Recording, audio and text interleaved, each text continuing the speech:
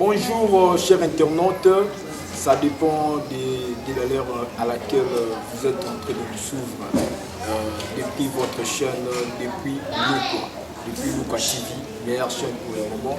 Symbole d'actualité à Solo, actualité à Makassi, nulle part ailleurs, donc depuis Luka. Alors, sans plus tarder, nous allons inviter la bicho Yamokwalilo, mais avant de m'inviter tout un réalisateur Aristote Kaboul à balancer bicho Nzembi Moko, après nous allons apporter m'inviter la bicho.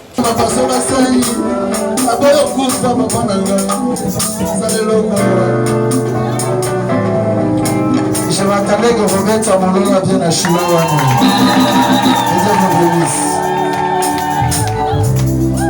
Liboso na banaki okanisa soki moto akufeli baboti bato mosusu basepelaka te.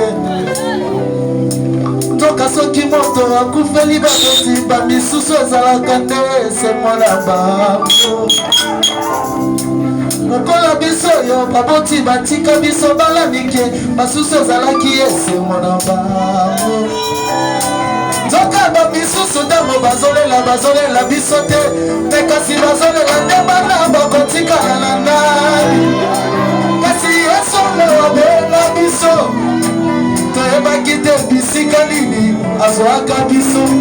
Toka ntango bazosepela yesu mpe azosepela alobi baoyo bakozala yamba. Sisaji ya lisolo ya bana oyo babwaka namona ndenge nini bana bitike baniokwamaka. Ozomona moto azolia mbala moko kaka na journée, me kasi mbala moko ngo ozomona ntango mosusu fufu oyo papa aliaki atiki, me kasi yango alenge mwana koya kolia. Kasi maya utala ya mayesu oyo isolo nyonso ya vinanga echange shilolanga yo iyelanga yo ozipa bapoiso nyonso oyo batielakanga, me kasi yawe yolomola yango. Lisolo ezalaka mwa mpasi soki nalobi na bete kolelisa bamisusu mponga moko ekoma nde kosekisanga. Koma explike moto botieli ye biloko bosi soki bampili soki nini botuti botie na kati, me moto ntango asimbi biloko yango ya liboso akende mpo akende kolia nzambe asali ete biloko wana ekoyi na mituni asalaki ndenge nini mpo ayebake pozo ezalaki na kati yaya shilo na ngai yoyoyo mobateli ya bana bitike shilo na ngai yoyoyo mobateli ya bana bitike shilo yoyoyo.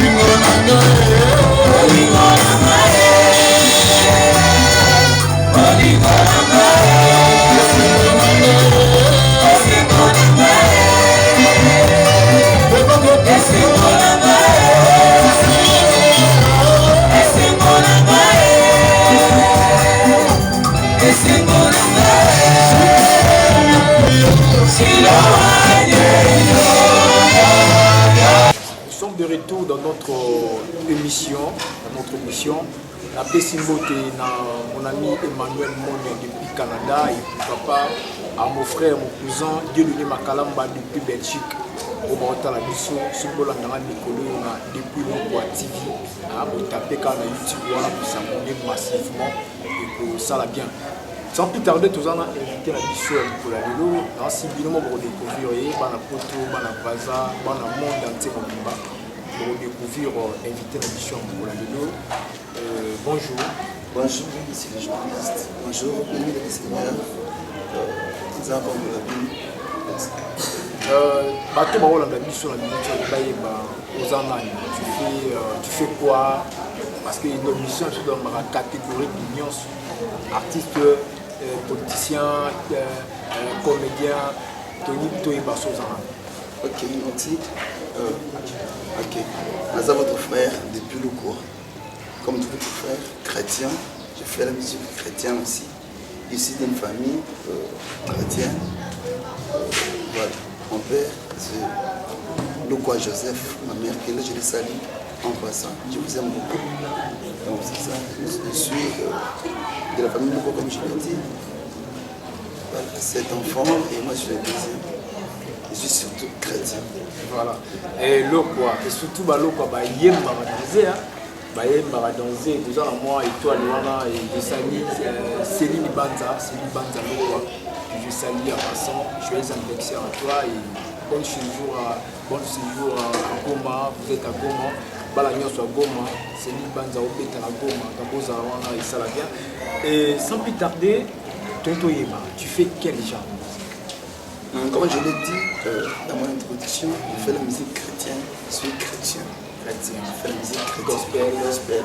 Voilà, parce que Tonto Yema carrière de Banda, tout le monde parce que Batuño sur Banda, bazala moi parcours, bazala moi ici comme au Bauta, Tonto Yema, Bauta, tout le monde a carrière par la mort. En fait, quand je me dis que je suis né de la famille chrétienne,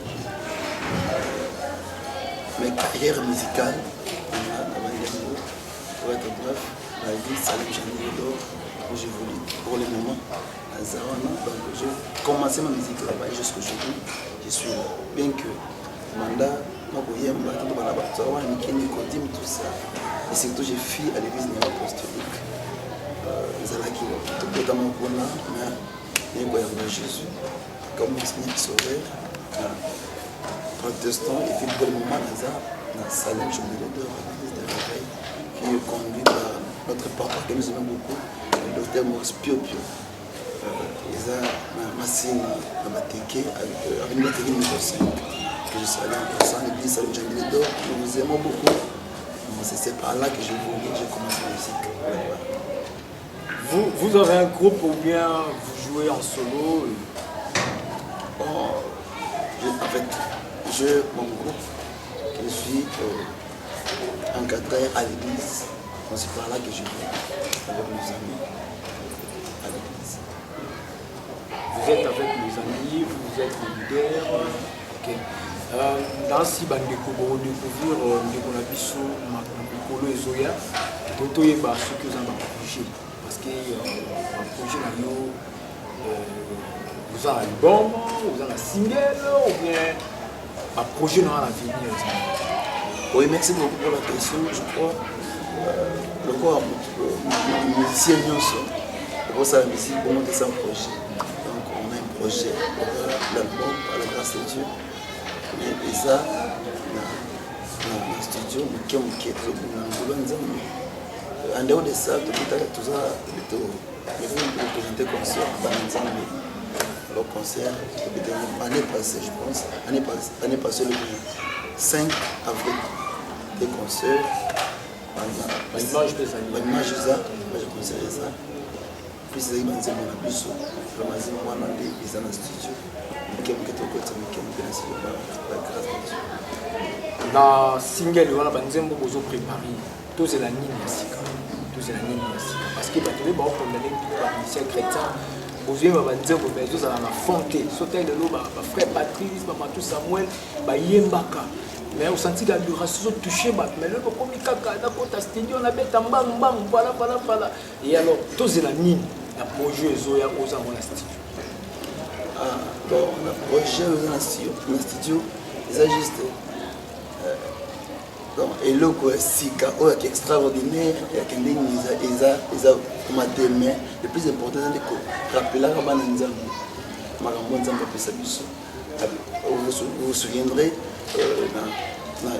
dans 2 heures lorsque les enfants d'Israël loya nzambe apesi Moïse balobi bano rappeler bango po bapenga te babosana te baloi on apesi. Alors nous sommes là papa bayaki aussi tous amour pour Patrice nous les aimons beaucoup na bapa na bango tolanda.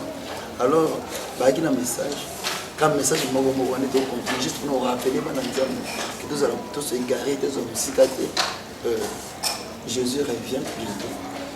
Frère, tout le monde nous a trop chrétien. Est-ce que nous vivons peut-être souvent côté frère on a comme un bon matin oui on a beau parce que nous aujourd'hui quand on peut se positionner mais le temps on va simba frère l'homme comment na yé frère l'homme comment na yé pour la qui biso promettre biso bon le solo ma bendo lobi ezanga Dieu parce que Jésus est mort dans le monde parce qu'il taxe na les églises. Ouais.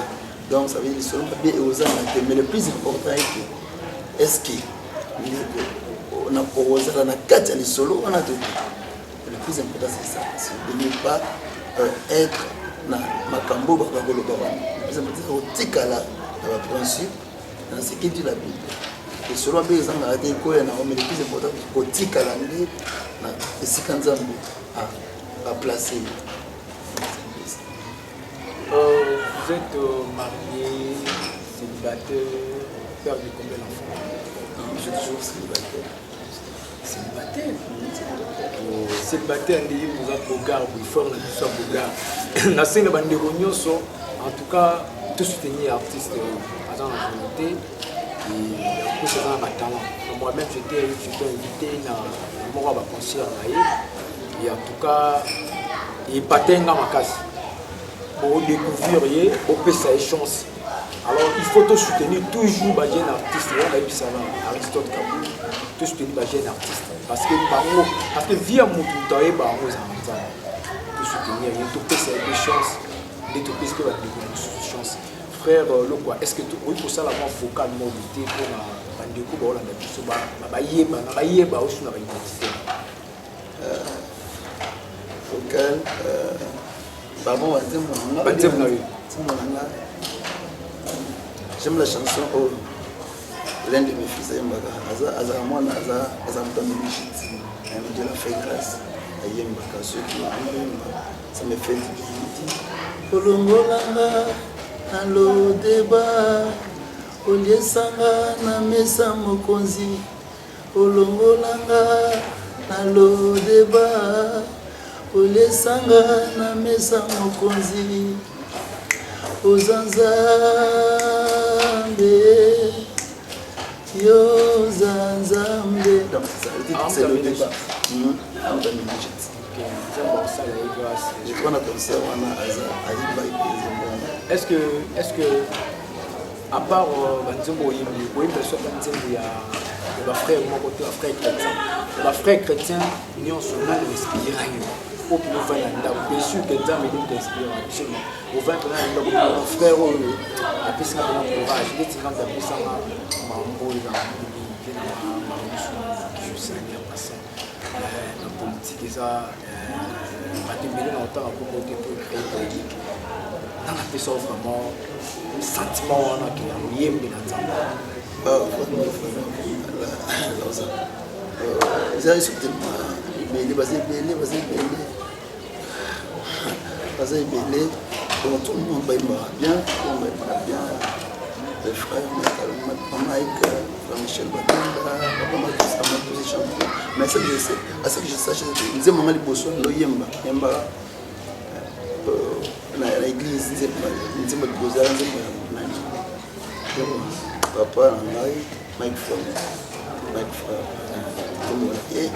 je savais pas ça nzembo liboso mena no imana il y a une non chilo pe mais nzembo liboso Bantu baje bantonka barabu chimunyu banga bamanyimanga bakwabone mulilo Oui, mais là, on a bien marché aussi, c'est une chambre là, il y a un petit moment qui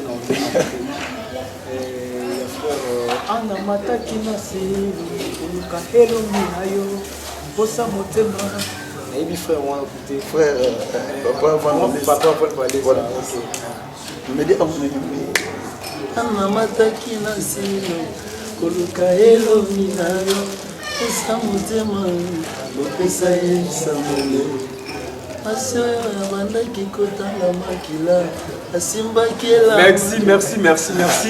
Toujours pour l'émission en tout cas.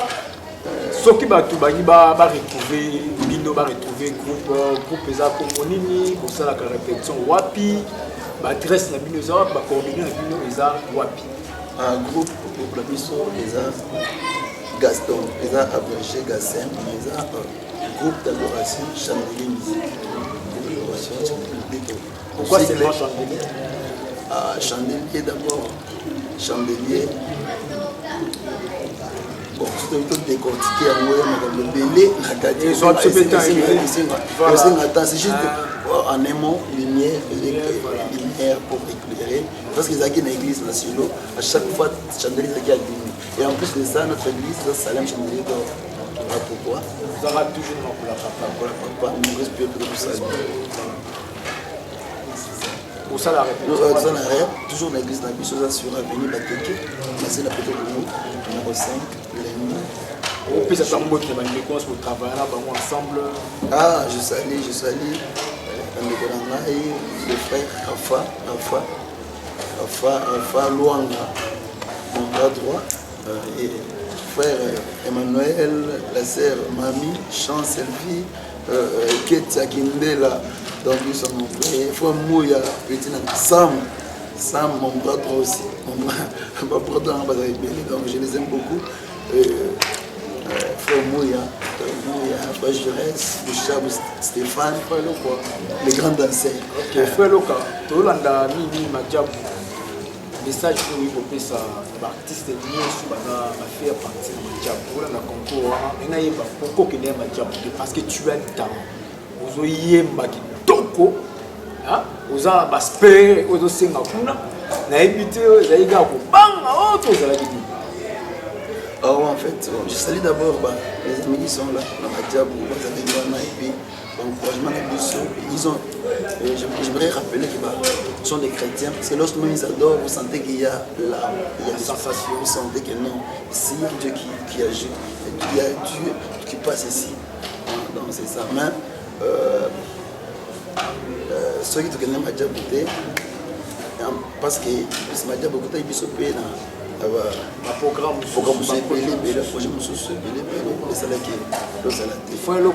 pourquoi seulement il y a une différence dans la douceur, dans la vitalité. Donc, est-ce que pour être un artiste, le gospel, peut ça la différence? Bon, Oyemba. Oyemba et bon non, tu m'as dit Oyemba te, Oyemba ngamba, Oyemba lokola ba c'est adena. Est-ce que peut ça la différence? Bon, différence, il faut différencier bongo. Bon, moi je dirais que il dépend de tout. Déjà, par exemple, évangéliste, il y a quoi évangéliste? Il fallait pas évangéliste pour ça que docteur. Mais il dépend de l'appel de toi. Toi aussi, a appel pour y évangéliser. Donc, c'est mon caractère évangélique.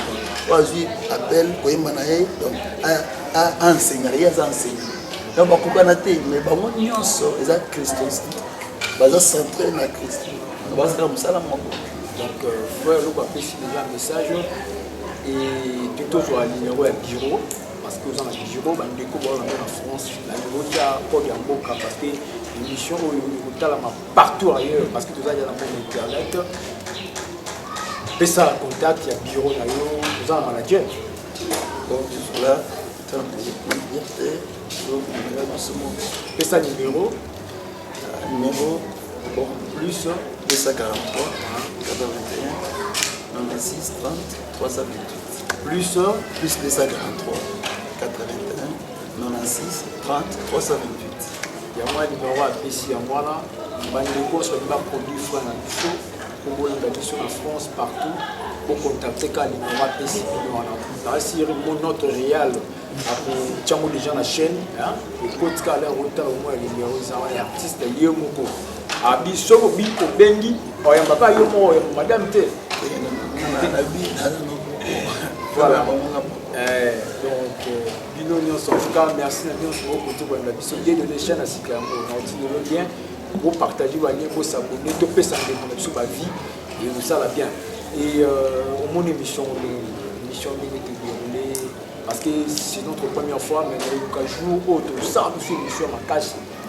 On bénit sur un plateau, tout décor. C'était tout lancé, ma clip, ma œuvre, vraiment en réalité. C'était une simple, comment dirais-je, présentation. On va découvrir qu'il y a un artiste de l'eau pour exister. Merci beaucoup pour l'émission, mon émission Kitoko. Je salue le réel ingénieur, artiste Kaboul et papa. Papa Jean-Pierre. Donc vraiment, donc je suis tellement bien, surtout chrétien aussi, l'émission. Donc, ça peut publicité chaîne, hein? Ouais. Pourquoi pas? Chaîne, Kanding. Ils sont chrétiens. Donc, si vous voulez dans l'actualité chrétien, vous avez édifié ma prédication, ma musique, n'hésitez pas, vous s'abonner massivement. Abonnez-vous massivement. Donc, partagez aussi le lien. Partagez tout ça. Objectif de réseaux sociaux. Nous avons saturé chaîne. Voilà. Nous soyons là et nous serons bénis par la grâce de Dieu. Merci. Je profite aussi à annoncer un message. Monsieur Mars Oyo, ton activité jeunesse à Mikono. Zawanana, Avenue Koli, numéro 70. Avenue Koli, numéro 70, na Mikondo. Voilà. To bengisi bana nyoso ya Tchang, bandeko bazana mo amba, utika transport ekende Pascal. Okitina Pascal, so na Pascal o ba obela Mikondo bosawa. Mikondo bosawa. Ozui okita na Reni. Okita na Reni. Polino so kiti wana otuni ba ko indico directement ba obela ko mema osika activité za. Boya ko soutenir artiste et vous ça la bien. La bien si bana nyoso ya Tchangu, boya vraiment tout soutenir notre artiste et ça la bien. On peut ça la répétition, il y a très sa répétition pour ça la répétition. Massina juste quand plus Massina Petro Congo, avenue Bateke, numéro référence station Petro Congo. Ouais. Oui, Areba Oum. Areba Oum. Nangambo ya colonie. Donc Nangambo Batoua, voilà. Dans Bosco, voilà. OK. Merci beaucoup. C'était votre émission 100% chrétien. Notre artiste est loquois, donc continuez toujours à s'abonner massivement dans votre chaîne, vous partagez ma ligne. C'était moi, votre humble serviteur, Jean-Pierre. Je vous dis merci. Zambi abattre la biche, tout le monde a tout le et ça va bien. Si vous avez Nicolo Awa, pour continuer toujours à partager ma ligne. Merci à Emmanuel Monia depuis Canada, notre mon ami Kerry depuis France, Dieu nous dit Makalamba depuis Belgique. Je vous aime beaucoup, merci. Que Dieu vous bénisse. Merci. Ciao.